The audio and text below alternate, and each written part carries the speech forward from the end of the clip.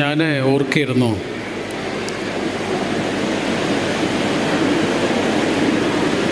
വാക്കുകൾക്ക് അസാധാരണമായ ശക്തിയുണ്ട്, ലഹരിയുണ്ട്. അക്ഷരങ്ങൾക്ക് നിയന്ത്രിക്കാനാവാത്ത ആസക്തി ഉണ്ടാക്കാനുള്ള ശേഷിയുണ്ട്. ഞാനൊരു വിദ്യാർത്ഥിയുടെ കഥ പറയാം. അവന് ഡിഗ്രിക്ക് പഠിക്കുന്ന സമയത്ത് അവന് ഏറ്റവും വലിയ ഒരാഗ്രഹം, അവൻ ഏറ്റവും ഇഷ്ടപ്പെടുന്ന ഒരു എഴുത്തുകാരിയെ കാണണം എന്നായിരുന്നു. ആ എഴുത്തുകാരിയെ കാണുക എന്നുള്ളത് അത്ര എളുപ്പമായിരുന്നില്ല. പക്ഷെ അവൻ്റെ തീവ്രമായ ആഗ്രഹം കൊണ്ട് അവനത് നേടിയെടുത്ത്. ആ എഴുത്തുകാരി അത്രയും പ്രസിദ്ധയാണ്. അവന് കിട്ടിയത് 20 മിനിറ്റാണ് അവരോട് സംസാരിക്കാൻ. 20 മിനിറ്റ്. എറണാകുളത്തെ കടവന്ത്രയിലുള്ള ആ എഴുത്തുകാരിയുടെ ഫ്ലാറ്റിലേക്ക് അവൻ എത്തുന്നു. 20 മിനിറ്റ് അവരോട് സംസാരിക്കുന്നു. 20 മിനിറ്റ് കഴിഞ്ഞിട്ട് അവൻ പറയുന്നു, മാഡം ഞാൻ പോവട്ടെ എന്ന് ചോദിച്ചു. കാരണം അവൻ്റെ സമയം കഴിഞ്ഞല്ലോ. പക്ഷെ ആ എഴുത്തുകാരി പറഞ്ഞു പോവണ്ടെന്ന് പറഞ്ഞിട്ട് അവനെ കൂടെ ഇരുത്തി. 20 മിനിറ്റ് എന്നത് 2.5 മണിക്കൂർ നേരം ആയി. അവരൊരുപാട് സംസാരിച്ചു. അവനോട് പറഞ്ഞു, ഇനി മേഡം എന്ന് വിളിക്കരുത്, ഉമ്മ എന്ന് വിളിച്ചാൽ മതി.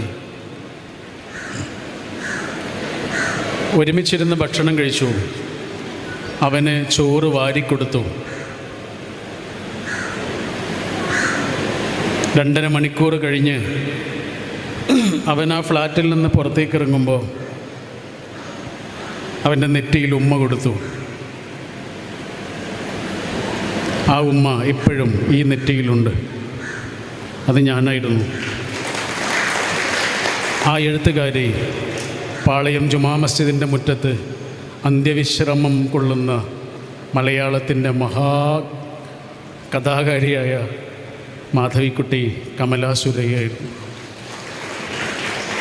വാക്കുകളുടെ പിന്നാലെ പോയ ഒരനുഭവമാണ്. വാക്കിന് അങ്ങനെ ഒരു ശക്തിയുണ്ട്. എഴുത്തുകാരൻ അയാളുടെ മുറിയിലിരുന്ന് അയാളുണ്ടാക്കുന്ന ഭാവനകളാവും ഒരു പക്ഷേ വായിക്കുന്ന ആളെ സംബന്ധിച്ചിടത്തോളം അയാൾക്കിങ്ങനെ കോരിത്തരിക്കാനുള്ള നിമിഷങ്ങളാണ്. പാബ്ലോ നെരൂദ എന്ന ഒരു വലിയ എഴുത്തുകാരനുണ്ട്. അദ്ദേഹത്തിൻ്റെ രാജ്യം ചിലിയായിരുന്നു. ചിലി. പക്ഷേ ഇയാളൊരു വിപ്ലവ കവിയായതുകൊണ്ട് ചിലി അദ്ദേഹത്തെ പുറത്താക്കി, രാജ്യത്തിൽ നിന്ന് പുറത്താക്കി. അങ്ങനെ കുറച്ചു കാലം അദ്ദേഹം ജീവിക്കുന്നത് ഇറ്റലിയിലെ ഒരു ചെറിയ ദ്വീപിലാണ്. ആ ദ്വീപിലൊരു പോസ്റ്റ് ഓഫീസ് ഉണ്ട്. അവിടെ കാര്യമായിട്ട് കത്തുകളൊന്നും വരാറില്ല. ഇയാൾ അവിടേക്ക് താമസിക്കാൻ വരുന്നതോടെ, ഇദ്ദേഹം അവിടേക്ക് താമസിക്കാൻ വന്നതോടെ കത്തുകൾ കൂമ്പാരമായി വരാൻ തുടങ്ങി. കാരണം ഇദ്ദേഹത്തിന് ലോകം മുഴുവനും വായനക്കാരുണ്ട്. ആ വായനക്കാർ അയക്കുന്ന കത്തുകൾ, സമ്മാനങ്ങളൊക്കെ ആ ദ്വീപിലെ ചെറിയ പോസ്റ്റ് ഓഫീസിൽ ഇങ്ങനെ നിറയാൻ തുടങ്ങി. അത് കൊണ്ടുപോയി കൊടുക്കുക എന്നുള്ളത് വലിയൊരു ജോലിയായി. അപ്പോൾ ഇവരെന്താ ചെയ്തതെന്നറിയോ? അത് കൊണ്ടുപോയി കൊടുക്കാൻ വേണ്ടി മാത്രം ഒരു ജോലിക്കാരനെ നിയമിച്ചു. ആ ജോലിക്കാരന് ഇതുവരെ ഒരു പുസ്തകവും വായിച്ചിട്ടില്ല. അദ്ദേഹത്തിന് കവിത എന്താണെന്ന് അറിയില്ല. അദ്ദേഹത്തിന് ഈ കവി ആരാണെന്ന് അറിയില്ല. പക്ഷെ അദ്ദേഹം എല്ലാ ദിവസവും അവിടെ പോകുന്നു, അദ്ദേഹത്തിനുള്ള കത്തുകൾ കൊടുക്കുന്നു, തിരിച്ചു പോരുന്നു. അങ്ങനെ പോസ്റ്റ് മാസ്റ്റർ ഇദ്ദേഹത്തോട് പറഞ്ഞിരുന്നു, അദ്ദേഹത്തെ കാണുമ്പോൾ അഭിവാദ്യം ചെയ്യണം, അദ്ദേഹം എന്തെങ്കിലും തന്നാൽ താങ്ക് യു പറയണം, എന്തെങ്കിലും പറ്റിപ്പോയാൽ സോറി പറയണം. ഇതൊക്കെ പറഞ്ഞ് പഠിപ്പിക്കുക. പതുക്കെ പതുക്കെ ഈ എഴുത്തുകാരനും, ഇദ്ദേഹം ഒരു മത്സ്യത്തൊഴിലാളിയാണ്. ആര്? ഈ കത്ത് കൊടുത്തയക്കാൻ നിയമിതനായ ജോലിക്കാരൻ ഒരു മത്സ്യത്തൊഴിലാളിയാണ്. ഈ മത്സ്യത്തൊഴിലാളിയും ഈ എഴുത്തുകാരനും തമ്മിൽ ശക്തമായൊരു സൗഹൃദം ഉണ്ടാവുക. ഒരു ദിവസം ഈ മത്സ്യത്തൊഴിലാളിയായ ആൾ പോസ്റ്റ് മാസ്റ്ററോട് ചോദിച്ചു, അദ്ദേഹത്തിൻ്റെ പുസ്തകങ്ങൾ എവിടെയാണ് കിട്ടുക, എനിക്കൊന്ന് വായിക്കണം എന്നുണ്ട്. പോസ്റ്റ് മാസ്റ്റർ പറഞ്ഞ് നമ്മുടെ വായനശാലയിലുണ്ടാവും, ലൈബ്രറിയിലുണ്ടാവും, നീ പോയി നോക്കുക എന്ന് പറഞ്ഞു. അങ്ങനെ അദ്ദേഹം പോയി നോക്കിയിട്ട് പാബ്ലോ നെരൂദയുടെ ഒരു പുസ്തകം തേടിപ്പിടിച്ച് അത് വായിക്കാൻ തുടങ്ങുക. അദ്ദേഹത്തിന് ചിലതൊന്നും മനസ്സിലാവണില്ല. ഒരു ദിവസം അദ്ദേഹം കവിയോട് ചോദിച്ചു, എനിക്ക് നിങ്ങളുടെ കവിതയിൽ ചിലതൊന്നും മനസ്സിലാവണില്ല, നിങ്ങൾ ഇടയ്ക്കിടയ്ക്ക് മെറ്റാഫർ എന്ന് പറയുന്നുണ്ടല്ലോ, എന്താണ് മെറ്റാഫർ എന്ന് ചോദിച്ചു. മെറ്റാഫർ എന്ന് പറഞ്ഞാൽ നമ്മൾ ഈ കൽപ്പന എന്നൊക്കെ പറയില്ലേ, എന്താ ഒരു കാര്യം ഭംഗിയായി പറയുന്നതിന് പറയുന്ന പേരാണ് ഇംഗ്ലീഷിൽ. ഓക്കെ, ഇപ്പോൾ ഒരു ഉദാഹരണം പറഞ്ഞാൽ പൂവ് എന്ന് പറഞ്ഞാൽ അത് കവിതയല്ല, പുഞ്ചിരിക്കുന്ന പൂവ് എന്ന് പറഞ്ഞാലോ അത് കവിതയായി, കരയുന്ന പൂവ് എന്ന് പറഞ്ഞാലോ അത് കവിതയായി. ഇതിനൊക്കെയാണ് മെറ്റാഫർ എന്നൊക്കെ വേണമെങ്കിൽ പറയാം, എളുപ്പത്തിൽ മനസ്സിലാവാൻ. അപ്പോൾ ഇദ്ദേഹം ചോദിക്കുകയാണ് എന്താണ് മെറ്റാഫർ. പാബ്ലോ നെരൂദയ്ക്ക് അത് ശരിക്കും പറഞ്ഞു കൊടുക്കാൻ കഴിയണില്ല, കാരണം അത് പറഞ്ഞു കൊടുക്കാൻ കഴിയണ ഒന്നല്ല. എന്തായാലും കുറേ ദിവസങ്ങൾ കഴിഞ്ഞു കേട്ടോ. ഒരു ദിവസം നെരൂദ ഇദ്ദേഹത്തോട് ചോദിക്കുകയാണ്, ഞാൻ പുതിയതായിട്ടൊരു കവിത എഴുതിയിട്ടുണ്ട്, ഞാൻ പുതിയതായിട്ടൊരു കവിത എഴുതിയിട്ടുണ്ട്, അത് ഞാൻ പബ്ലിഷ് ചെയ്തിട്ടില്ല. ആ പബ്ലിഷ് ചെയ്യുന്നതിന് മുമ്പ് നിങ്ങൾക്കതൊന്ന് കേൾക്കാൻ ആഗ്രഹമുണ്ടോ എന്ന് ചോദിച്ചു. ഇയാളാകെ അമ്പരന്ന് പോയി. ലോകം മുഴുവനും വായനക്കാരുള്ളൊരു കവി ചോദിക്കുകയാണ്, എൻ്റെ കവിത ആദ്യമായി കേൾക്കുന്ന ഒരാളാകാൻ താല്പര്യമുണ്ടോ? പിന്നെ ഉറപ്പായിട്ടുണ്ട് എന്ന് പറഞ്ഞു. അങ്ങനെ നെരൂദ ഇദ്ദേഹത്തെയും കൊണ്ടുപോകുന്നത് കടൽ തീരത്തേക്കാണ്, ദ്വീപാണല്ലോ, കടൽ തീരത്ത് പോയിട്ട് ഇരുന്നു. നെരൂദയുടെ ശബ്ദം എന്ന് പറഞ്ഞാൽ ഭയങ്കര മുഴക്കമുള്ള ശബ്ദമാണ്. യൂട്യൂബിലൊക്കെ കിടക്കുന്നുണ്ട്, അദ്ദേഹം കവിത ചൊല്ലുന്നത് കേൾക്കാം. നമ്മുടെ ബാലചന്ദ്രൻ ചുള്ളിക്കാടൊക്കെ കവിത ചൊല്ലുന്നത് പോലെയാണ്, ഭയങ്കര മുഴക്കമുള്ള ശബ്ദമാണ്. ആ മുഴക്കമുള്ള ശബ്ദത്തിൽ വശീകരിക്കുന്ന ശൈലിയിൽ നെരൂദ അദ്ദേഹത്തിന് തൻ്റെ പുതിയ കവിത ചൊല്ലിക്കൊടുത്ത് ഇദ്ദേഹം കേട്ടു. ചൊല്ലിക്കഴിഞ്ഞതിന് ശേഷം നെരൂദ ചോദിച്ചു, എങ്ങനെയുണ്ട്, എൻ്റെ കവിത ഇഷ്ടപ്പെട്ടോ എന്ന് ചോദിച്ചു. അപ്പോൾ അദ്ദേഹം പറഞ്ഞത് എന്താണെന്നറിയോ, ഇഷ്ടപ്പെട്ടു എന്നും പറഞ്ഞില്ല, ഇഷ്ടപ്പെട്ടില്ല എന്നും പറഞ്ഞില്ല. അദ്ദേഹം പറഞ്ഞത് ഇങ്ങനെയാണ്, തിരമാലകളുടെ ഇടയിൽ പെട്ടുപോയ ഒരു മത്സ്യക്കുഞ്ഞിനെ പോലെയായി ഞാൻ. നെരൂദ പറഞ്ഞു, ഒന്നുകൂടെ പറഞ്ഞ്. അദ്ദേഹം ഒന്നുകൂടെ പറഞ്ഞു, തിരമാലകളുടെ ഇടയിൽ പെട്ടുപോയ ഒരു മത്സ്യക്കുഞ്ഞിനെ പോലെയായി ഞാൻ. നെരൂദ പറഞ്ഞു, ഇത് കവിതയാണ്. നിങ്ങളെന്നോട് മെറ്റാഫർ എന്താണെന്ന് ചോദിച്ചില്ലേ, നിങ്ങൾക്കത് അറിയില്ല, പക്ഷെ നിങ്ങൾ ഈ പറഞ്ഞതിൻ്റെ പേരാണ് മെറ്റാഫർ. നിങ്ങൾ കവിത എഴുതണം എന്ന് പറഞ്ഞു. അങ്ങനെ അയാൾ കവിത എഴുതാൻ തുടങ്ങുക. അയാളുടെ കവിത പതുക്കെ പതുക്കെ പബ്ലിഷ് ചെയ്യാൻ തുടങ്ങുക, പ്രസിദ്ധീകരിക്കാൻ തുടങ്ങുക. കുറച്ച് ദിവസങ്ങൾ കഴിഞ്ഞ്, കാലങ്ങൾ കഴിഞ്ഞ് നെരൂദ അവിടുന്ന് പോയി. 2 വർഷങ്ങൾ കഴിഞ്ഞിട്ട് നെരൂദ വീണ്ടും അതേ സ്ഥലത്തേക്ക് വരിക. ആരെ കാണാൻ? ഇയാളെ കാണാൻ. അത്രയും സുഹൃത്തുക്കളായിരുന്നു. പക്ഷെ അപ്പോഴേക്ക് അയാൾ മരിച്ചു പോയിരുന്നു. എങ്ങനെ മരിച്ചതെന്നറിയോ? നെരൂദയുടെ വിപ്ലവ ആശയങ്ങളുടെ പിന്നാലെ നടന്ന് അയാളൊരു വിപ്ലവകാരിയായി മാറി, തൊഴിലാളി നേതാവായി മാറി. റോമിൽ വെച്ച് നടന്ന ഒരു തൊഴിലാളി സമരത്തിലാണ് ഇയാൾ കൊല്ലപ്പെടുന്നത്. എന്നാലും അയാളുടെ വീട് കാണാമെന്ന് വിചാരിച്ചിട്ട് നെരൂദ അയാളുടെ വീട്ടിലേക്ക് ചെല്ലുമ്പോൾ ആ വീട്ടിൽ നിന്നൊരു കുട്ടി ഇങ്ങനെ പുറത്തേക്ക് ഓടിപ്പോകുന്നുണ്ട്. ആ കുട്ടിയുടെ അമ്മ വിളിക്കുന്നൊരു പേരുണ്ട്. എന്താണെന്നറിയോ? Neruda, Neruda. ഒരു കവിയോടുള്ള ബന്ധം ഒരാളെ കവിയാക്കി മാറ്റുന്നു. ആ കവിയുടെ വിപ്ലവാശയങ്ങളോടുള്ള ബന്ധം ഒരാളെ വിപ്ലവകാരിയാക്കി മാറ്റുന്നു. ആറ്റുനോറ്റ് കിട്ടിയ കുഞ്ഞിന് ആ കവിയുടെ പേര് കൊടുക്കുന്നു. ആ വിപ്ലവാശയങ്ങളുടെ പിന്നാലെ പിന്തുടർന്ന് അതിൻ്റെ മാർഗത്തിൽ മരിച്ചു പോകുന്നു, കൊല്ലപ്പെടുന്നു. ഇതാണ് വാക്കിൻ്റെ ഇന്ദ്രജാലം. മനുഷ്യൻ പിടിച്ചു നിൽക്കുന്നത് വാക്കുകളിലാണ്. ഞാൻ വളരെ പേഴ്സണലായ കുറച്ച് കാര്യങ്ങൾ നിങ്ങളോട് സംസാരിക്കാം എന്നാണ് വിചാരിക്കുന്നത്. ഞാൻ എങ്ങനെയാണ് പിടിച്ചു നിന്നത്, അത് മാത്രം പറയാനാണ് ഞാൻ വിചാരിക്കുന്നത്. ഞാൻ പിടിച്ചു നിന്നത് വാക്കുകളിലാണ്. എൻ്റെ ജീവിതത്തിൽ ഇപ്പം എനിക്ക് 40 വയസ്സായി. ഒരു 30 വയസ്സ് കഴിഞ്ഞ ഉടനെ എൻ്റെ ഉമ്മയെ എനിക്ക് നഷ്ടപ്പെട്ടു. ഉമ്മ മരിച്ചുപോയി. ഉമ്മ മരിച്ച് 2 വർഷങ്ങൾ കഴിഞ്ഞപ്പോഴേക്ക് ഉപ്പയും മരിച്ചുപോയി. ഉപ്പയും ഉമ്മയും ഇല്ലാതിരിക്കുക എന്ന് പറഞ്ഞാൽ നമ്മുടെ രാജ്യം ഇല്ലാതാകുന്നത് പോലെയാണ്. നമ്മളൊരു രാജ്യത്തിൽ നിന്ന് പുറത്താകുന്നത് പോലെയാണ്. നമുക്കിന്നൊരു രാജ്യമില്ല. ഉപ്പയും ഉമ്മയും ഉണ്ടാകുമ്പോൾ നമുക്ക് സ്വന്തമായൊരു രാജ്യമുണ്ട്. ആ രാജ്യം ഇല്ലാത്ത ഒരാളെ സംബന്ധിച്ച് ആലോചിച്ച് നോക്കൂ. അയാൾക്കൊരു സങ്കടം വരുമ്പോൾ അയാൾക്കൊന്നും പറയേണ്ട കാര്യമൊന്നുമില്ല. ആ മടിയിലൊന്ന് പോയി കിടക്കാനുള്ള ഒരു അവസ്ഥ ഉണ്ടായാൽ മതി. അയാൾ അനുഭവിക്കുന്ന ഒരു സുരക്ഷിതത്വത്തിൻ്റെ ആഴമുണ്ട്. അതില്ലാതാകുന്നൊരവസ്ഥ എന്ന് പറഞ്ഞാൽ അങ്ങനെ ഒരു അവസ്ഥയാണ്. ആ അവസ്ഥയിൽ ഞാൻ പിടിച്ചു നിന്നത് വാക്കുകളിലാണ്. ഞങ്ങൾ 4 ആൺകുട്ടികളായിരുന്നു. ഞാൻ ഏറ്റവും ഇളയതാ. എൻ്റെ തൊട്ട് മുകളിൽ ഉള്ളൊരു കാക്ക ഉണ്ടായിരുന്നു. അവന് 26-ാമത്തെ വയസ്സിൽ അസുഖം വന്ന്, ട്യൂമർ വന്നു. ഏകദേശം അവനൊരു പെണ്ണൊക്കെ ഞങ്ങൾ കണ്ടുവച്ചിരുന്നു. അവന് പിന്നെ പുതുമാരനായി ഇറങ്ങേണ്ട ഏകദേശം ഒരു ദിവസത്തിലാണ് അവൻ്റെ മയ്യത്തെടുക്കുന്നത്, മരിച്ചു പോകുന്ന. പുതുമാരനായിട്ട് ഇറങ്ങുന്ന അതേ സമയത്ത് ഞാനെപ്പോഴും ആലോചിക്കാറുണ്ട്, ഈ മൈലാഞ്ചി ഉണ്ടല്ലോ, മൈലാഞ്ചി 2 സമയത്താണ് പ്രധാനമായിട്ട് ഉപയോഗിക്കുക. ഒന്ന് കല്യാണത്തിൻ്റെ സമയത്തല്ലേ, ഒന്നെപ്പോഴാണ് ഈ ഖബറിൻ്റെ മുകളിൽ, ഇവിടെ ഇല്ലേ അത്, ഖബറിൻ്റെ മുകളിൽ മൈലാഞ്ചി വെക്കും. നമ്മുടെ ഭാഗത്തൊക്കെ ഉണ്ട്. ഖബറിൻ്റെ മുകളിലും മൈലാഞ്ചി വെക്കും, കല്യാണത്തിൻ്റെ സമയത്തും മൈലാഞ്ചി വെക്കും. ഇത് രണ്ടും തമ്മിൽ എന്തെങ്കിലും ബന്ധമുണ്ടോ? ഉണ്ടോ? കല്യാണവും മരണവും തമ്മിൽ എന്തെങ്കിലും ബന്ധമുണ്ടോ? ഉണ്ടോ? ഉണ്ട്. ന്യൂ ലൈഫ്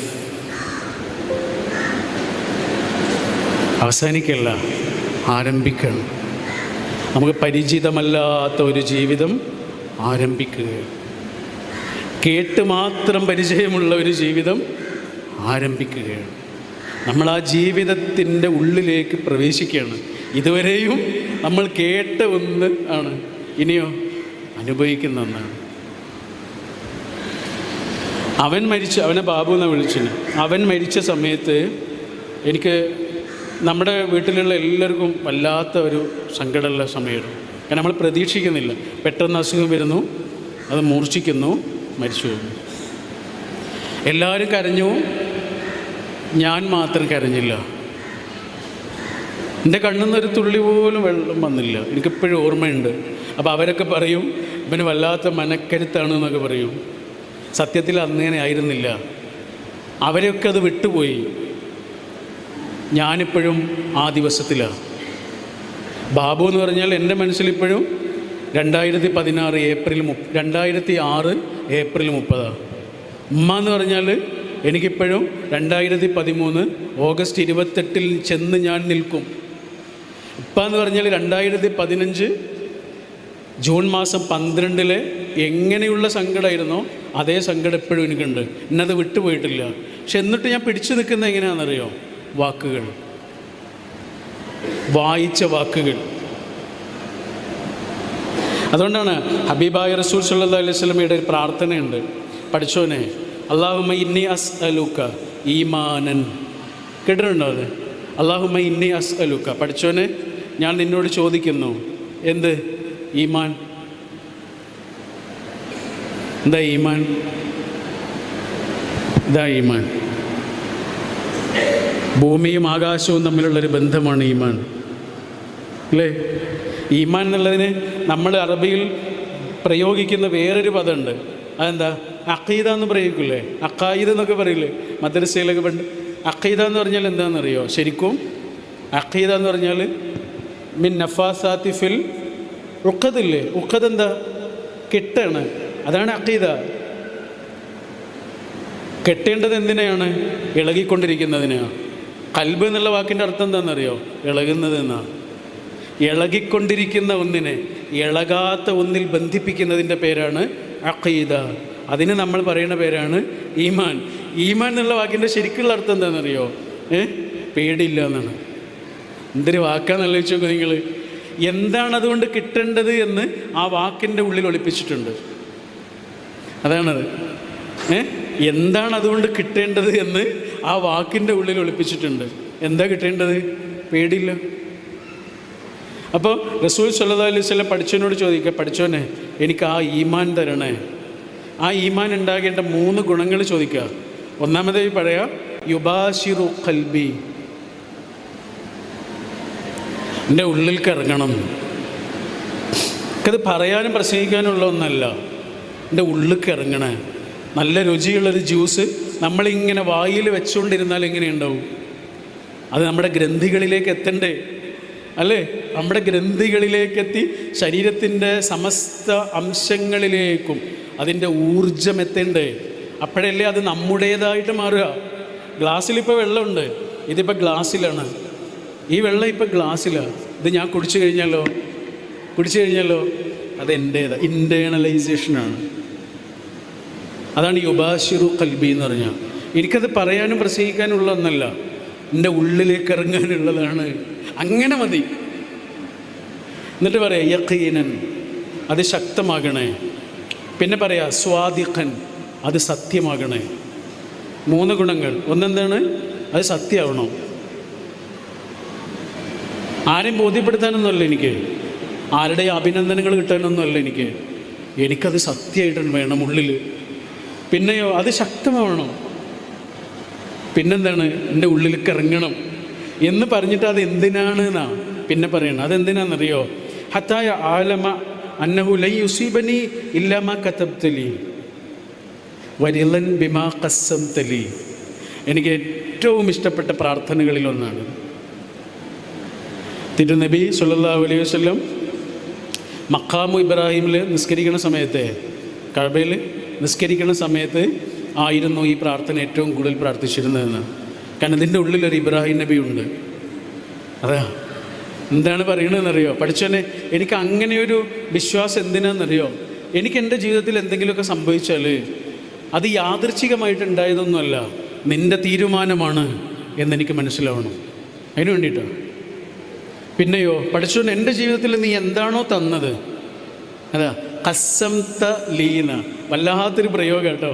നമ്മൾ കേക്കൊക്കെ വാങ്ങിയിട്ട് ഉമ്മ 5-6 കഷ്ണങ്ങളാക്കിയിട്ട് അതിൽ നിന്ന് ഒരു കഷ്ണം നമുക്ക് തരുമല്ലേ? അതാണത് പറയണത്.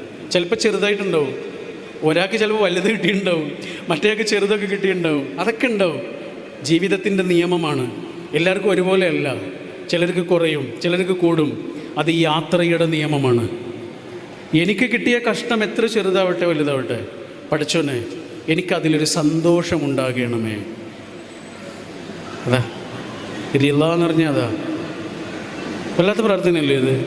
പിടിച്ചു നിർത്തുന്ന പ്രാർത്ഥന.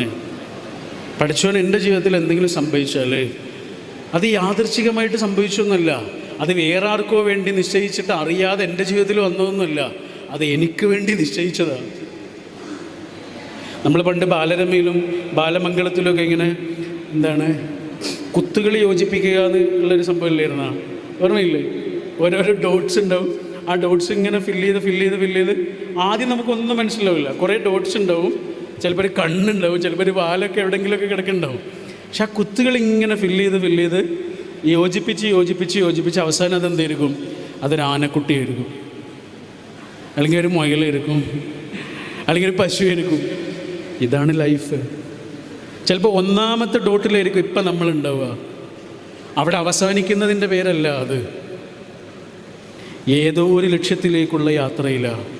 ആ ലക്ഷ്യത്തിൻ്റെ വട്ടം പൂർത്തിയാകുമ്പോൾ മാത്രം മനസ്സിലാകുന്ന ഒരു മീനിങ് ഉള്ളതിൻ്റെ പേരാണ് ലൈഫ്. അതാണ് ഈ പ്രാർത്ഥന. പഠിച്ചവൻ എൻ്റെ ജീവിതത്തിൽ എന്ത് സംഭവിച്ചാലും അത് നിൻ്റെ തീരുമാനമാണ് എന്നെനിക്ക് മനസ്സിലാവണേ.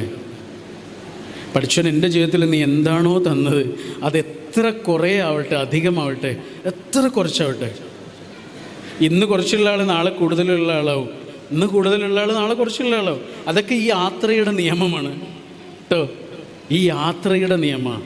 അതിൻ്റെ കാരണം എന്താണെന്നറിയോ? നമ്മൾ വന്നിട്ടുള്ളത്, നമ്മൾ ജയിച്ചുകൊണ്ടിരിക്കുന്ന ഈ ഭൂമി എന്ന് പറയുന്നത് എന്താണ് നിങ്ങൾ ആലോചിച്ച് നോക്കിയിട്ടുണ്ടോ? നമ്മുടെ ആദ്യത്തെ വാപ്പയ്ക്കും ആദ്യത്തെ ഉമ്മയ്ക്കും കിട്ടിയ ശിക്ഷയാണ് ഈ ഭൂമി. അവിടെ സന്തോഷമാണ് ഉണ്ടാവുക? ആണോ? ശിക്ഷയല്ലേ? അല്ലേ? അവർക്ക് കിട്ടിയ ശിക്ഷയല്ലേ ഇത്? ശിക്ഷ നടക്കുന്നൊരു സ്ഥലത്ത് സങ്കടമാണോ സന്തോഷമാണോ കൂടുതലുണ്ടാവുക? സന്തോഷം കുറച്ചല്ലേ ഉണ്ടാവുള്ളൂ. ഇനി നമ്മുടെ ജീവിതത്തിലേക്ക് ഇങ്ങനെ തിരിഞ്ഞു നോക്കൂ. സന്തോഷമാണോ സങ്കടമാണോ കൂടുതലുണ്ടാവുക? മനുഷ്യാവസ്ഥയാണ് സങ്കടങ്ങൾ. ലോകത്ത് ഏറ്റവും കൂടുതൽ വെള്ളമാണ്, കുറച്ച് കരയാണ്. ഇതേപോലെയാണ് കൂടുതൽ സങ്കടങ്ങളും കുറച്ച് സന്തോഷങ്ങളും. അതിനാണ് പഠിച്ചോൻ നമ്മുടെ മുഖത്ത് ഇങ്ങനെ ഒരു ഫയർ സ്റ്റേഷൻ വെച്ചിട്ടുള്ളത്. എന്തിനാ? അതിൻ്റെ തൊട്ട് താഴെ തീ ഉണ്ടായതുകൊണ്ട് കേട്ടോ.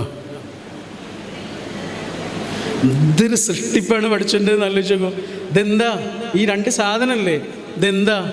തീ അണക്കാനുള്ള ജലസംഭരണിയാണ്. കാരണം എന്താ?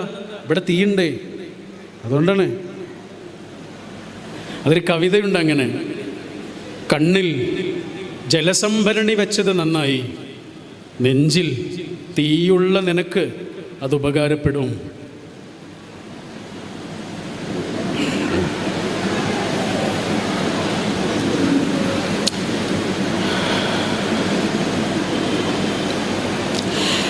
വിശുദ്ധ ഖുർആനിൽ എന്നെ ഏറ്റവും സ്വാധീനിച്ച ഒരു സൂറത്ത് എന്ന് പറയുന്നത്, അധ്യായം എന്ന് പറയുന്നത് സൂറത്തുൽ ദുഹ ആണ്. ഒരുപക്ഷെ അത് കുറച്ചുകൂടെ കൺവേർ ചെയ്ത് പഠിക്കാൻ ശ്രമിച്ചിട്ടുള്ളത് കൊണ്ടായിരിക്കും. ചിലപ്പോൾ അതിലേറെ സ്വാധീനിക്കുന്ന വാക്കുകൾ വേറെ ഉണ്ടാവും. ഞാനവിടേക്ക് എത്തിയിട്ടില്ല. എന്നെ ഇപ്പം ഞാൻ ജീവിച്ചുകൊണ്ടിരിക്കുന്ന എന്നെ ഏറ്റവും കൂടുതൽ സ്വാധീനിച്ചു, ഇപ്പോഴും ആലോചിച്ചിട്ട് തീരാത്ത സൂറത്ത് അധ്യായം എന്ന് പറയുന്നത് സൂറത്തുൽ ദുഹയാണ്. എൻ്റെ മോനെ ഞാൻ ആദ്യം പഠിപ്പിച്ചു കൊടുത്തത് സൂറത്തുൽ ദുഹയാണ്. എല്ലാ നിസ്കാരത്തിലും അവൻ്റെ കൂടെയുള്ള നിസ്കാരങ്ങളിലൊക്കെ ഒന്ന് സൂറത്തുൽ ദുഹയായിരിക്കും. അതെന്തിനാണെന്നറിയോ? ഓർമ്മിപ്പിക്കാൻ വേണ്ടിയിട്ടാണ്. കാരണം എന്താ പറയുക, അവൻ ജീവിക്കുന്നത് അവൻ്റെ ആദ്യത്തെ ഉമ്മയ്ക്കോ ഉപ്പയ്ക്കോ ശിക്ഷയായി കിട്ടിയിട്ടുള്ള ഒരു സ്ഥലത്താണ് എന്നുള്ളതുകൊണ്ടാണ്. അങ്ങനെ ഒരു മാന്ത്രികമായ ശക്തി തരുന്ന വചനങ്ങളാണ് സൂറത്തുൽ ദുഹയുടെ അകത്തുള്ളത്. അതിൻ്റെ ഓരോ വാക്കുകളും അങ്ങനെയാണ്, വല്ലാത്ത വാക്കുകളാണ്. എങ്ങനെയാണ്? അഊദു ബില്ലാഹി സമീഉൽ അലീം മിനശ് ശൈത്വാനിർ റജീം ബിസ്മില്ലാഹിർ റഹ്മാനിർ റഹീം വല്ലുഹാ വല്ലുഹാ വല്ലൈലി ഇദാ സജാ മാ വദ്ദഅക റബ്ബുക വമാ ഖലാ വലൽ ആഖിറതു ഖൈറുൽ ലക മിനൽ ഊലാ വലസൗഫ യുഅതീക റബ്ബുക ഫതർലാ അലം യജിദിക യതീമൻ ഫആവാ വവജദക ളാല്ലൻ ഫഹദാ വവജദക ആയിലൻ ഫഅഗ്നാ ഫഅമ്മൽ യതീമ ഫലാ തഖ്ഹർ വഅമ്മ സായില ഫലാ തൻഹർ വഅമ്മാ ബിനിഅമതി റബ്ബിക ഫഹദിസ്. ഇതിൽ ഓരോ വാക്കും ഓരോ പുസ്തകങ്ങളാണ്. തുടക്കം തന്നെ വല്ലുഹ, വെയിൽ തന്നെയാണ് സത്യം. ലുഹ എന്ന് പറഞ്ഞാൽ ശരിക്ക് വെയിലാണ് എന്ന് പറഞ്ഞാൽ ഇല്ല സർ അല്ലേ, നല്ല വെയിലുള്ള ഒരു സമയമാണ് നമ്മൾ ലുഹ സമയം എന്ന് പറയുക അല്ലേ. ലുഹ എന്ന് പറഞ്ഞാൽ വെയിൽ, അല്ലെങ്കിൽ വെയിൽ എന്ന് പറയാം, കുറച്ചുകൂടെ നല്ലതാ. വെയിൽ തന്നെയാണ് സത്യം. പിന്നെ പറയാം വല്ലൈലി ഇദാ സജാ, രാത്രി ഇങ്ങനെ പീസ്ഫുള്ളാകുന്നു, ശാന്തമാകുന്നു, അത് തന്നെയാണ് സത്യം. എന്തിനെങ്ങനെ പറയണേ? എന്തിനെങ്ങനെ പറയണേ അറിയോ? ഇതൊക്കെ സത്യമാണല്ലോ അല്ലേ, ഇത് നമ്മൾ കാണുന്നല്ലേ. എന്നാൽ ഇതുപോലെ ഒരു സത്യം ഞാൻ നിങ്ങൾക്ക് പറഞ്ഞു തരാം. അതാണ് ഈ വാ. നമുക്ക് പരിചയമുള്ള കാര്യങ്ങളെക്കുറിച്ചാണ് പറയുക വാ. എന്നിട്ട് പറയണത് എന്താണ്? നമുക്ക് പരിചയമില്ലാത്ത കാര്യങ്ങളെക്കുറിച്ചാണ്. നിങ്ങൾക്ക് പരിചയമുള്ളതാണല്ലോ അതൊക്കെ. വെയിൽ നിങ്ങൾ കാണുന്നല്ലേ, നമ്മളോട് പറയാം എടാ വെയിൽ നീ കാണുന്നല്ലേ അല്ലേ, നിൻ്റെ കണ്ണിന് മുന്നിൽ നീ കാണുന്നതല്ലേ വെയിൽ. രാത്രി ഇങ്ങനെ ശാന്തമാകുന്നത് നിൻ്റെ കണ്ണിന് മുന്നിൽ നീ കാണുന്നതല്ലേ അല്ലേ. എന്നാൽ അതുപോലെ ഒരു സത്യം ഞാൻ നിനക്ക് പറഞ്ഞു തരാം. അതെന്താണെന്നറിയോ? മാ വദ്ദഅക റബ്ബുക വമാ ഖലാ. എൻ്റെ ജീവിതത്തിൽ എത്ര സങ്കടങ്ങളുണ്ടാവുമ്പോഴും പ്രതിസന്ധി ഉണ്ടാവുമ്പോഴും മനുഷ്യന്മാരൊക്കെ നിന്നെ കൈവിട്ടാലും, ജീവിതത്തിൽ ഒരിക്കലും വിട്ടുപോകൂല എന്ന് പറഞ്ഞ മനുഷ്യരും വിട്ടുപോയാലും, സ്വപ്നങ്ങൾ തന്ന മനുഷ്യരും നിന്നെ വിട്ടുപോയാലും, എടാ പടച്ചോൻ നിന്നെ വിട്ടുപോയി എന്ന് നീ ഒരിക്കലും വിചാരിക്കരുത് കേട്ടോ. നിൻ്റെ പടച്ചോൻ നിന്നെ വെറുത്തു എന്നും നീ വിചാരിക്കരുത് കേട്ടോ. അങ്ങനെ സംഭവിക്കില്ല. അത് വെയിൽ പോലത്തെ സത്യമാണ്. അത് രാത്രി ശാന്തമാകുന്നത് പോലെ ഒരു സത്യമാണ്. ഇത് റസൂൽ തിരുമേനിയോട് അവിടെ ഏറ്റവും കൂടുതൽ സങ്കടം അനുഭവിച്ചൊരു സമയത്ത് പറഞ്ഞു കൊടുക്കുക ഹീലിംഗ് ആണ്.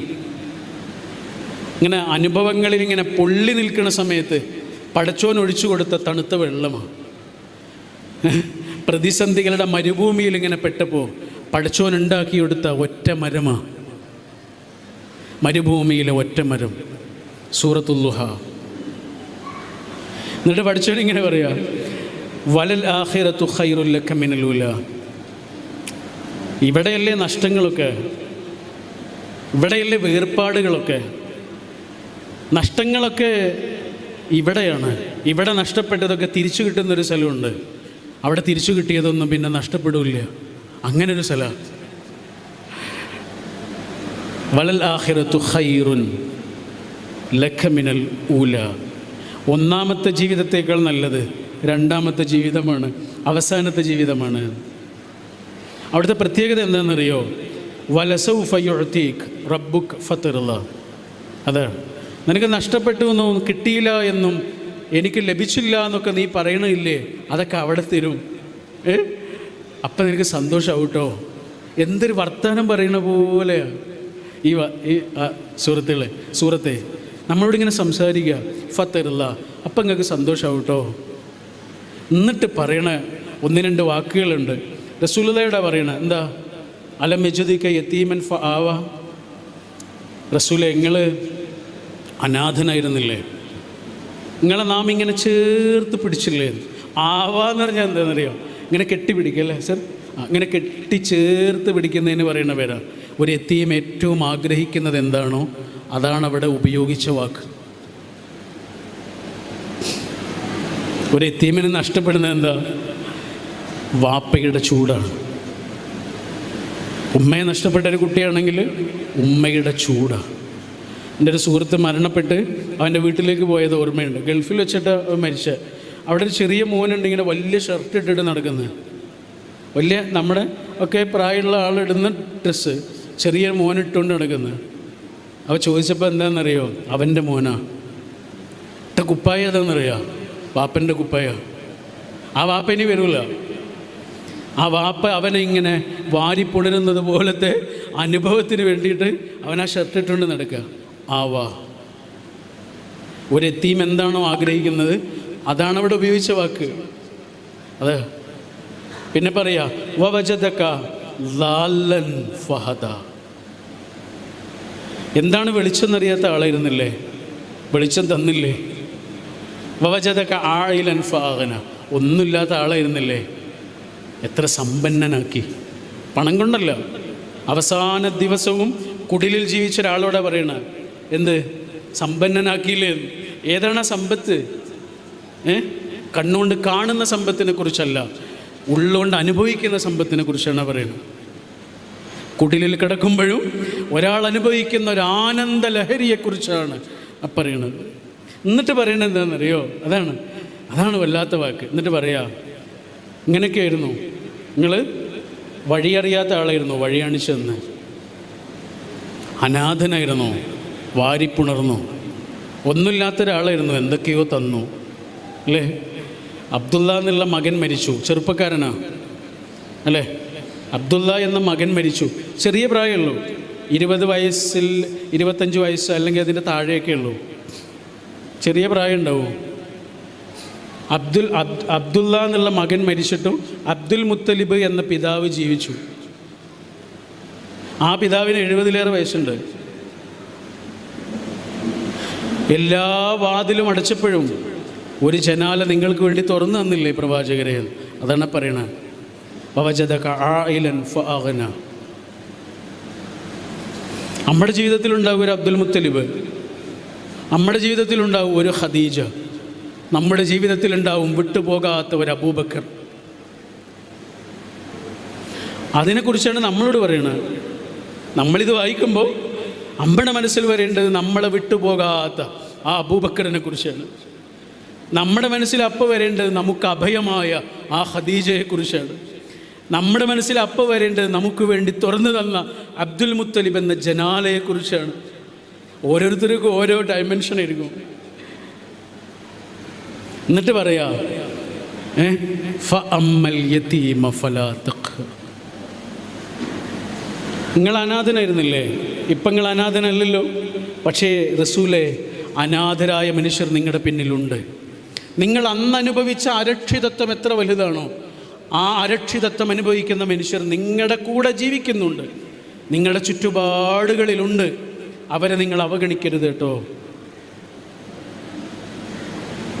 നിങ്ങളൊരു കാലത്ത് വിഷമം അനുഭവിച്ച ഒരാളാണോ? നിങ്ങൾ ഇന്ന് വിഷമമൊന്നും അനുഭവിക്കുന്നില്ല. പക്ഷെ നിങ്ങൾ അന്ന് അനുഭവിച്ച അതേ വിഷമം അനുഭവിക്കുന്ന മനുഷ്യർ നിങ്ങളുടെ ചുറ്റുമുണ്ട്. അവരെ കാണാനുള്ളൊരു കണ്ണ് നിങ്ങളുടെ മുഖത്തുണ്ടായിരിക്കണം. അത് ഈ കണ്ണല്ല, മൂന്നാമതൊരു കണ്ണാണ്. അത് കരുണയുടെ കണ്ണാണ്. നമ്മുടെ കുടുംബത്തിൽ എത്ര യതീമുകളുണ്ട് എന്നെങ്കിലും ഒരുപക്ഷെ നമ്മൾ അറിഞ്ഞിരിക്കണം. എന്താണ് ഈ ഖുർആൻ പഠിക്കുക എന്ന് പറഞ്ഞാൽ? കാണാതെ പഠിക്കാന്ന്? എന്താ ഖുർആൻ പഠിക്കുക എന്ന് പറഞ്ഞാൽ? ഇത്തയും ഇത്തയുടെ ഹസ്ബൻഡും ഹജ്ജിന് പോയി എന്ന് വിചാരിച്ചുള്ളൂ, അല്ലെങ്കിൽ എവിടേക്ക് ടൂറ് പോയി എന്ന് വിചാരിച്ചുള്ളൂ. തുർക്കിയിലേക്ക് ടൂറ് പോയി. എത്ര ദിവസത്തിനാണ്? 20 ദിവസത്തിന്.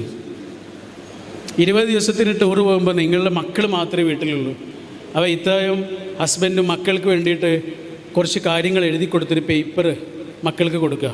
ആ പേപ്പറിൽ എന്തൊക്കെ എഴുതി വെച്ചതെന്നറിയാം? സത്യം മാത്രമേ പറയാൻ പാടുള്ളൂ.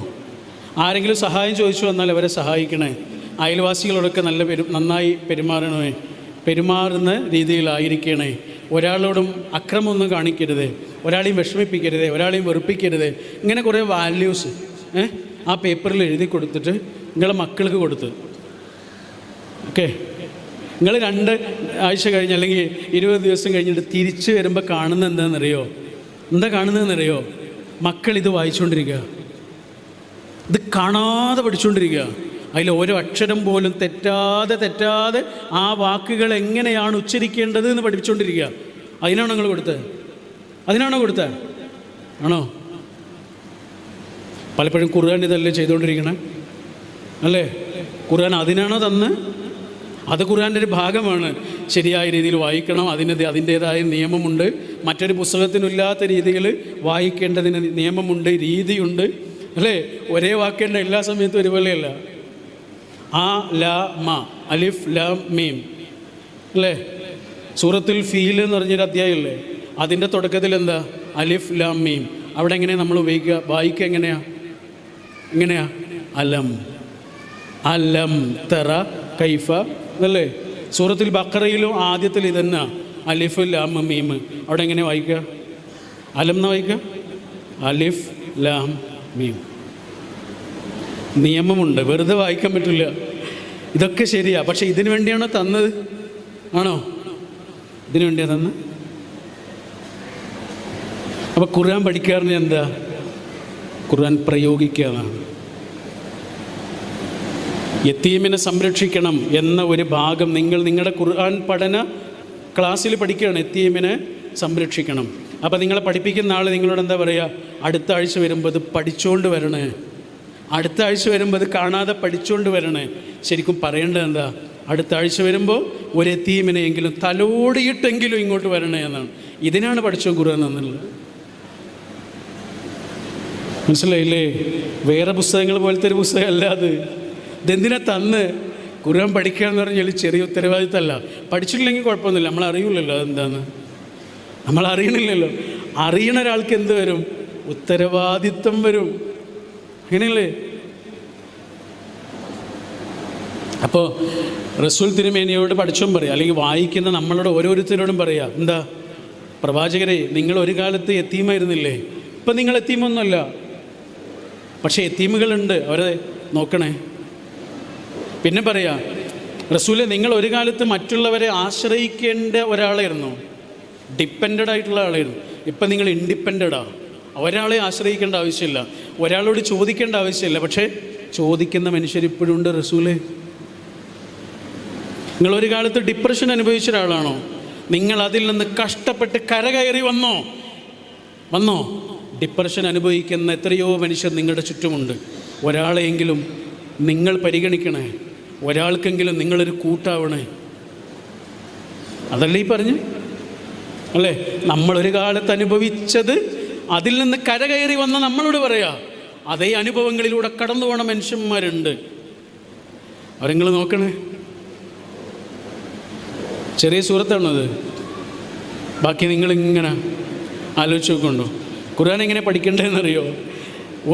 ഒരു വചനമൊക്കെ മതി, അത് എഴുതിയിട്ട് കിശയിലിടുക. ഇടയ്ക്കിടയ്ക്ക് അതിങ്ങനെ എടുത്തിട്ട് വായിച്ചു നോക്കുക. നമ്മുടെ ചിന്താ മണ്ഡലത്തിൽ അതിങ്ങനെ ഉണ്ടാവുക. അതിനെക്കുറിച്ച് തന്നെ ആലോചിച്ചുകൊണ്ടിരിക്കുക, അതിനെക്കുറിച്ച് പഠിച്ചുകൊണ്ടിരിക്കുക, കിട്ടാവുന്ന അത്രയും വിവരം ശേഖരിച്ചുകൊണ്ടിരിക്കുക. അതിലെന്താണ് പറഞ്ഞത് അത് ജീവിതത്തിൽ പ്രയോഗിക്കുക. ഇതാണ് ഖുർആൻ സ്റ്റഡി എന്ന്. നമ്മുടെ രീതി അല്ലെങ്കിൽ നമ്മൾ ശ്രമിക്കാറുള്ളത് അതിനാണ്. ശ്രമിക്കാനേ കഴിയുള്ളൂ. ബാക്കി പഠിച്ചുകൊണ്ടൊരു കരുണയാണ്.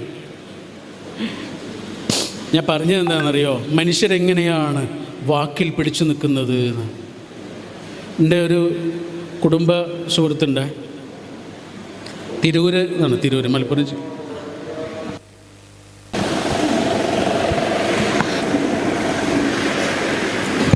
നമുക്ക് കുറച്ച് സമയം കൊണ്ട് സംസാരിച്ചിട്ട് പിന്നെ നിങ്ങൾക്ക് എന്തെങ്കിലും ചോദിക്കാനൊക്കെ ഉണ്ടെങ്കിൽ, കുറച്ച് ചോദിക്കാനല്ല, എന്താണ്, നിങ്ങൾക്ക് എന്തെങ്കിലും ഷെയർ ചെയ്യാനുണ്ടെങ്കിൽ, ചോദ്യങ്ങളല്ല, ഞാനതിന് ഉത്തരം പറയാനും കഴിയുന്ന ആളല്ല. എൻ്റെ ഉത്തരങ്ങളില്ലേ, അത് എൻ്റെ ചോദ്യങ്ങളുടെ ഉത്തരങ്ങളാണ് കേട്ടോ. നിങ്ങൾക്ക് കിട്ടേണ്ടത് നിങ്ങളുടെ ചോദ്യങ്ങളുടെ ഉത്തരങ്ങളാണ്. അത് നിങ്ങൾ തേടിപ്പിടിക്കേണ്ടതാണ്. എൻ്റെ ഉത്തരം നിങ്ങൾക്ക് ഫിറ്റാവില്ല. അത് ചോദ്യങ്ങളും ഉത്തരങ്ങളും അല്ല. നിങ്ങൾക്ക് എന്തെങ്കിലും ഷെയർ ചെയ്യാനുണ്ടെങ്കിൽ കുറച്ച് സമയം ചിലവഴിച്ചിട്ട്. ഞാൻ പറഞ്ഞു എന്തറിയോ, നമ്മുടെ കുടുംബത്തിലുള്ള ഒരാളുണ്ട്, തിരൂരായിരുന്നു ആണ് അദ്ദേഹത്തിൻ്റെ വീട്. അദ്ദേഹത്തിന് ആകെ ഒരു ആൺകുട്ടിയേ ഉള്ളൂ. അവന് നല്ല ഫുട്ബോൾ പ്ലെയർ ആയിരുന്നു. മലപ്പുറത്ത് സൂപ്പർ സ്റ്റുഡിയോ എന്ന് പറഞ്ഞൊരു ക്ലബ്ബുണ്ട്, വളരെ ഫേമസ് ആയിരുന്നു അന്ന്. ഇപ്പം ഇല്ല, സൂപ്പർ സ്റ്റുഡിയോ ഇപ്പം ഉണ്ടെന്ന് തോന്നുന്നുണ്ട്, ഇത്ര ഫേമസ് അല്ല. എന്തായാലും അതിൻ്റെ കളിക്കാരനായിരുന്നു. അപ്പോൾ രാവിലെ ഫുട്ബോൾ കളിക്കാൻ വേണ്ടി പോയതാണ്. കളിക്കുന്നതിനിടയിൽ വേറൊരാളോട് കൂട്ടിമുട്ടി തല വല്ലാതെ പരിക്ക് പറ്റിയിട്ട് അവൻ മരിച്ചുപോയി. വീട്ടിലേക്ക് വൈകുന്നേരം കൊണ്ടുവരുന്നത് ആംബുലൻസിൽ അവൻ്റെ മൃതദേഹമാണ്. ആ വാപ്പയില്ലേ, ആ വാപ്പ നമ്മളോട് പറഞ്ഞൊരു സംഭവമുണ്ട്. അദ്ദേഹം പറയാം, മോനെ ഇങ്ങനെ കിടത്തി, ഞാൻ മോൻ്റെ തലക്കരികിൽ ഇങ്ങനെ ഇരുന്നു. എന്താ സംഭവിക്കുന്നത് എനിക്ക് മനസ്സിലാവുന്നില്ല. കുറേ ആളുകൾ വരുന്നു, അത്രയേറെ ആളുകൾ ആ വീട്ടിലേക്ക് വരുന്നു. പിന്നെ അത്രയും സൗഹൃദങ്ങളുണ്ട്. നന്നായി പഠിക്കുന്ന ഒരാളായിരുന്നു, വഹാബ് എന്നിരുന്നു അവൻ്റെ പേര്. അപ്പോൾ അത്രയും സൗഹൃദങ്ങൾ അവന് ചുറ്റുപാടിലുണ്ടായതുകൊണ്ട് അത്രയും ആളുകൾ എല്ലാവരും ഈ വാപ്പൻ്റെ അടുത്ത് വന്നിട്ട് ആശ്വസിപ്പിക്കുന്നുണ്ട്. അദ്ദേഹം പറയാം, കുറേ ആൾ വന്നിട്ട് എന്നിങ്ങനെ ആശ്വസിപ്പിക്കുന്നുണ്ട്. എനിക്കൊന്നും മനസ്സിലാവണില്ല, ഒന്നും കേൾക്കണില്ല. കുറേ സമയം കഴിഞ്ഞ് ആ വീട്ടിലേക്ക് ഒരാൾ വന്ന്, അദ്ദേഹത്തിൻ്റെ സുഹൃത്താണ്. അദ്ദേഹം വന്നിട്ട് അദ്ദേഹത്തോട് ചോദിച്ചത് എന്താണെന്നറിയോ? ആശ്വസിപ്പിച്ചതൊന്നുമില്ല. ഇദ്ദേഹം ചോദിച്ചു, ഇവിടെ ഖുർആൻ്റെ ട്രാൻസ്ലേഷൻ ഉണ്ടോ എന്ന് ചോദിച്ചു. അപ്പോൾ ഉണ്ടല്ലോ, ഒന്നെടുത്തുകൊണ്ട് വരുമോ, ഞാൻ ഇവിടെ ഇരുന്നോളാം എന്ന് പറഞ്ഞു. ഈ വാപ്പ പോയിട്ട് ഖുർആൻ്റെ ട്രാൻസ്ലേഷൻ കൊണ്ടുവരുന്നവരെ ഇദ്ദേഹം അവിടെ ഇരുന്ന് ട്രാൻസ്ലേഷൻ കൊണ്ടിങ്ങനെ വന്നു. അപ്പോൾ ഇദ്ദേഹം പറയുക വാപ്പയോട്, അതിൽ നിന്ന് സൂറത്തുൽ ഹദീദ് ഒന്ന് മറിച്ചിട്ട് എടുക്കുമോ എന്ന് ചോദിച്ചു. അദ്ദേഹം സൂറത്തുൽ ഹദീദ് ഇങ്ങനെ മറിച്ചു. കണ്ണീര് കലർന്ന വിരലുകളാണ്, അദ്ദേഹത്തിന് മറിക്കാൻ കഴിയണില്ല, വരച്ചിട്ട് കഷ്ടപ്പെട്ട് സൂറത്തുൽ ഹദീദ് എടുത്ത്. അപ്പോൾ അദ്ദേഹം പറഞ്ഞു, അതിൽ നിന്ന് 23, 24 വചനങ്ങൾ ഒന്ന് വായിക്കുമെന്ന് ചോദിച്ചു. അദ്ദേഹം ഇങ്ങനെ വായിച്ചു. മാ അസ്വാബ മിൻ മുസീബത്തിൻ ഫിൽ അർളി വലാ ഫി അൻഫുസിക്കും ഇല്ലാ ഫി കിതാബിൻ മിൻ ഖബ്ലി അൻ നബ്റഅഹ ഇന്ന ദാലിക അലല്ലാഹി യസീർ ലികൈ ലാ തഅസൗ അലാ മാ ഫാതക്കും വലാ തഫ്റഹു ബിമാ ആതാക്കും വല്ലാഹു ലാ യുഹിബ്ബു കുല്ല മുഖ്താലിൻ ഫഖൂർ. ഓക്കെ, അതിൻ്റെ അർത്ഥം ഒന്ന് വായിക്കുമെന്ന് ചോദിച്ചു. അദ്ദേഹം അർത്ഥം വായിക്കുക. എന്താ അർത്ഥം? നിങ്ങളുടെ ജീവിതത്തിലോ ഈ ഭൂമിയിൽ തന്നെയോ യാതൊന്നും സംഭവിക്കുന്നില്ല പടച്ചോൻ്റെ നിശ്ചയപ്രകാരമല്ലാതെ, പടച്ചോൻ ഡിസൈൻ ചെയ്യുന്നതല്ലാതെ. നിങ്ങളുടെ ജീവിതത്തിലോ ഈ ഭൂമിയിലോ ഒന്നും സംഭവിക്കണില്ല കേട്ടോ. ഇന്ന ദാലിക അലല്ലാഹി യസീർ, അത് പടച്ചോന് എളുപ്പമുള്ളൊരു കാര്യമാണ്. ഇതെന്തിനാ നമ്മളോട് പറയണേ? പടച്ചോൻ അങ്ങനെ ചെയ്താൽ പോരെ, എന്തിനാ നമ്മളോട് പറയണേ? എന്തിനാ? അതാണ് അടുത്ത വാക്ക്.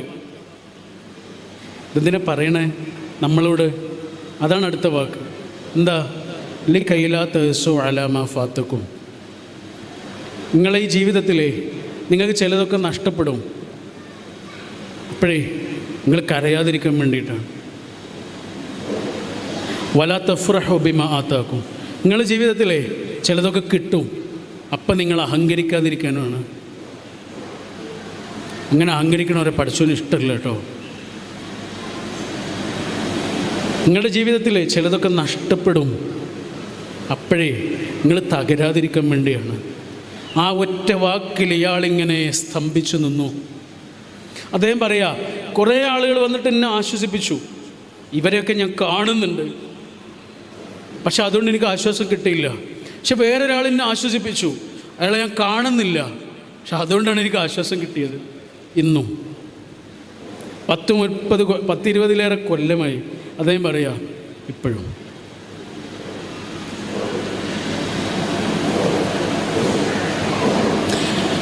ഈ മൂസാ നബിയുടെ സ്റ്റോറിയിൽ അലൈഹിസ്സലാം, മൂസാ നബി അലൈഹിസ്സലാമിന് പഠിച്ചവനെ കാണാനൊരാഗ്രഹം ഉണ്ടായി, അറിയില്ലേ അത്? അപ്പോൾ പഠിച്ചവനിങ്ങനെ പറയാം, അതാ അങ്ങോട്ട് നോക്കൂ, ഈജിപ്തിലാണ് അത്, സെൻറ്റ് കാതറിൻ മോണിസ്ട്രി എന്നുള്ള പേരിൽ ഇപ്പോഴും അത് നിലനിൽക്കുന്നുണ്ട്, ആ സ്ഥലവും ഒക്കെ. അപ്പോൾ മൂസാ നബിയോട് പഠിച്ചവൻ പറയും, ഇതാ അങ്ങോട്ട് നോക്ക്, അവിടെ എന്താ കാണുന്നത്? ആ മൂസാ നബി ഇങ്ങനെ നോക്കുമ്പോൾ അവിടെ ഒരു മരം ഇങ്ങനെ കത്തുന്നു അല്ലേ? അപ്പോൾ ആകെ പേടിച്ചു പോയി മൂസാ നബി. അപ്പോൾ ഒരു ശബ്ദം കേൾക്കുക, പേടിക്കണ്ട, ഇത് ഞാനാ, എന്നെ കാണണമെന്ന് പറഞ്ഞില്ലേ, ഇത് ഞാനാ, ഇനി ആണല്ലാഹ്, മൂസ ഇത് ഞാനാണ്. ഞാൻ എപ്പോഴും ആലോചിക്കുന്നൊരു കാര്യമാണ്, നമ്മൾ ഈ സ്ഥലത്ത് പോയിട്ടുണ്ട്, ഈ സ്ഥലം കാണാനൊക്കെ പറ്റിയിട്ടുണ്ട്. അവിടെ എത്തിയപ്പോൾ ആലോചിച്ചൊരു കാര്യമുണ്ട്. എന്താണെന്നറിയോ? പഠിച്ചവനെ കാണണമെന്ന് പറഞ്ഞപ്പോൾ മൂസാ നബിയോട് പഠിച്ചവൻ പറയാ, അങ്ങോട്ട് നോക്ക്. അപ്പോൾ ആ മരത്തിലേക്ക് നോക്കിയപ്പോൾ നിറയെ പൂക്കൾ വിടർന്ന് നിൽക്കുന്ന ഒരു മരമല്ല കണ്ടത്, കത്തി നിൽക്കുന്നൊരു മരമാണ് കണ്ടത്. സന്തോഷങ്ങളിൽ നിന്നല്ല മനുഷ്യൻ പടച്ചോനെ കണ്ടെത്തുന്നത്, അഗ്നി പരീക്ഷകളുടെ ഒടുവിലാണ് മനുഷ്യൻ അവൻ്റെ രക്ഷിതാവിനെ കണ്ടെത്തുന്നത്. സങ്കടങ്ങളിൽ നിന്നാണ് മനുഷ്യൻ ജീവിതം പഠിക്കണം. നമ്മളെപ്പോഴും പറയാറുണ്ട്, നമുക്ക് കിട്ടിയ ചുംബനങ്ങളില്ലേ, അതൊക്കെ മാഞ്ഞു പോയില്ലേ? എത്ര ഉമ്മ കിട്ടിയിട്ടുണ്ടാവും നമുക്ക്, അതൊക്കെ മാഞ്ഞു പോയില്ലേ? ഒന്നും ഇവിടെ കാണാനില്ലല്ലോ. എന്നാൽ കുട്ടിക്കാലത്ത് വീണ മുറിപ്പാടുകൾ ഇപ്പോഴും കാലിന് അവിടെ ഇവിടെയൊക്കെ കിടക്കുന്നുണ്ട്. അതെന്താ? മുറിപ്പാടുകൾക്ക് പലതും പഠിപ്പിക്കാനുണ്ട്, ചുംബനങ്ങൾക്ക് പ്രത്യേകിച്ച് ഒന്നും പഠിപ്പിക്കാനില്ല. സങ്കടങ്ങളിൽ നിന്നാണ് മനുഷ്യൻ ജീവിതം പഠിക്കുന്നതും അവൻ്റെ പടച്ചോനെ കണ്ടെത്തുന്നതും. സൂറത്തുൽ കഹ്ഫിൽ ഒരു വചനമുണ്ട്, എന്താണെന്നറിയോ? വല്ലാത്തൊരു വാക്കാണ് കേട്ടോ അത്. ദുഷ്ടനായൊരു ഭരണാധികാരിയാണ്. അദ്ദേഹം അവിടെയുള്ള രാജ്യത്തുള്ള മുഴുവൻ ആളുകളോടും വിഗ്രഹങ്ങളെ ആരാധിക്കാൻ കൽപ്പിക്കുകയാണ്. അതനുസരിക്കാത്ത കുറച്ച് ചെറുപ്പക്കാരുണ്ട്. അവരെക്കുറിച്ച് ഇങ്ങനെ പറയുക പഠിച്ചോൻ. അവരെക്കുറിച്ച് പ്രയോഗിച്ചൊരു വാക്കുണ്ട്. ഇത് ഞാൻ സ്വന്തമായിട്ടുണ്ടാക്കിയല്ല കേട്ടോ, പിന്നെ എൻ്റെ ജീവിതത്തിലേക്ക് വന്ന പെൺകുട്ടി എനിക്ക് പറഞ്ഞു തന്നതാണ്, അവളെനിക്ക് പറഞ്ഞു തന്നതാണ്. എന്താണെന്നറിയോ? പഠിച്ചോൻ പറയുക, വറബത്തുന അലാ ഖുലൂബിഹിം ഇത് ഖാമു ഫഖാലു റബ്ബുന റബ്ബു സമാവാതി വല്ലർദ്. അങ്ങനെ പറയുക. എന്താണ് അർത്ഥം എന്നറിയോ? വറബത്തുന, അവർക്ക് നാം, വറബത്തുന അലാ ഖുലൂബിഹിം, അവരുടെ ഹൃദയങ്ങൾക്ക് നാം ശക്തി കൊടുത്തു എന്ന് പറഞ്ഞാൽ അവർക്ക് ധൈര്യം കൊടുത്തു. എപ്പോൾ? ഇത് ഖാമു, അവരെഴുന്നേറ്റ് നിന്നപ്പോൾ.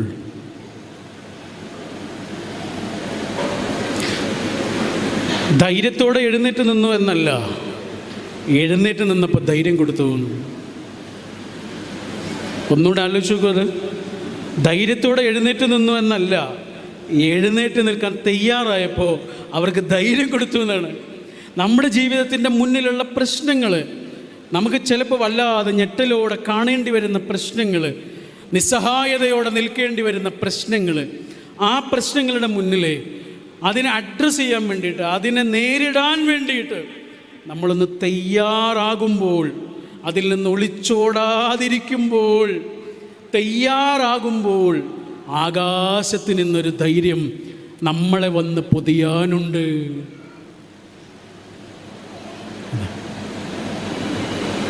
ധൈര്യത്തോടെ എഴുന്നേറ്റ് നിന്നു എന്നല്ലേ പറയണ്ടേ? ഖുർആൻ പറഞ്ഞ അവർ എഴുന്നേറ്റ് നിന്നു. അപ്പോൾ അവർക്ക് നാം ധൈര്യം കൊടുക്കും. ധൈര്യം പിന്നെ വന്ന് ആദ്യം അവരെന്താ ചെയ്ത്? അതിന് തയ്യാറാവുകയാണ് ചെയ്തത്.